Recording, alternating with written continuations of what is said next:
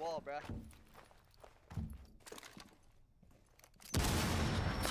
Welcome to the channel for the first time viewers. Welcome back from my existing subscribers.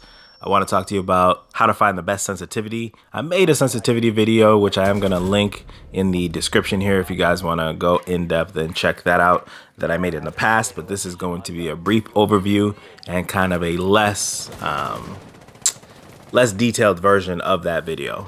Okay, so essentially I'm making this video for a subscriber called Kenton, and he was describing to me how he keeps changing his sensitivity, and that is something that I advise against. However, I am going to give you a starting point, because when I first started playing Siege, people were telling me to use really high sensitivities because this game is all about reaction time, and to a degree that's true, right? But at the end of the day, if you can't control the recoil of the gun and you can't aim properly, then it's not right for you. Maybe not yet. Okay, so there's two different styles I'm going to talk about. If you like lower, actually, like for instance, when you're looking around, if you feel like when you're looking around, not looking down sights, your aim is, kind of off, then you may want to taper down your horizontal and vertical sensitivity, right? So the basis that I want you to use on console, and this works on PS4 and on Xbox, is 22 for your vertical, 33 for your horizontal, and then for your aim down sight, you can use 25, which is what I started with.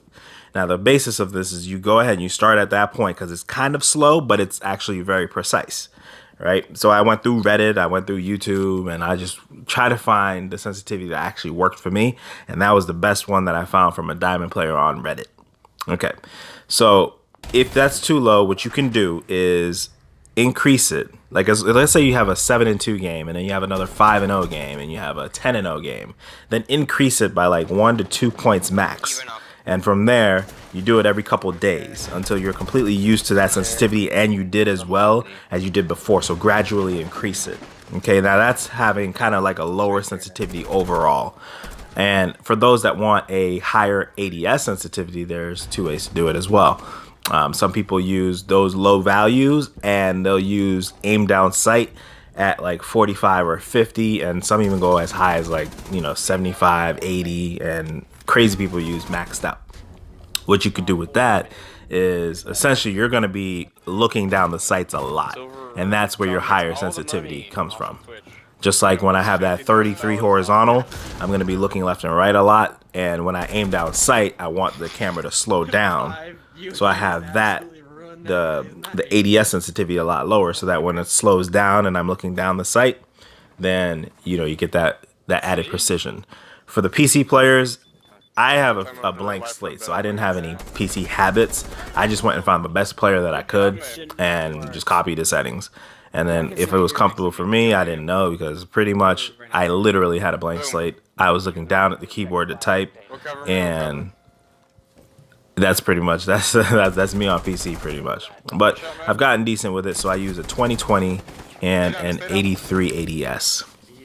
And I got that from a diamond player called EG Gaming. I'll link his YouTube in the description if you want to check out his videos. He has really good aim, and he's a really good player.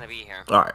So with that said, you need to go ahead and you need to play around with these settings. But like I said earlier, almost forgot. Well, there's one key thing. You got to use the lower dead zones. Because yesterday I had a buddy of mine that was using 25 dead zones because he didn't know what the setting was. The dead zone is how far you have to move your controller to actually have the character move or the action happen. So you want that to be very low, which also helps with these low sensitivities. The higher the dead zone, the more you have to move the stick. So Xbox users, usually the Xbox controllers drift a little bit. So most people I've seen have been running from 7 to 9 dead zones on the left stick. The right stick's usually okay. So 5 is the best. PS4, you really don't have too many issues, so you could use 5.5, which is the lowest dead zone on both. Essentially, what that does is like, the best way I can explain it, it's almost like using a 40 sensitivity without it actually being 40.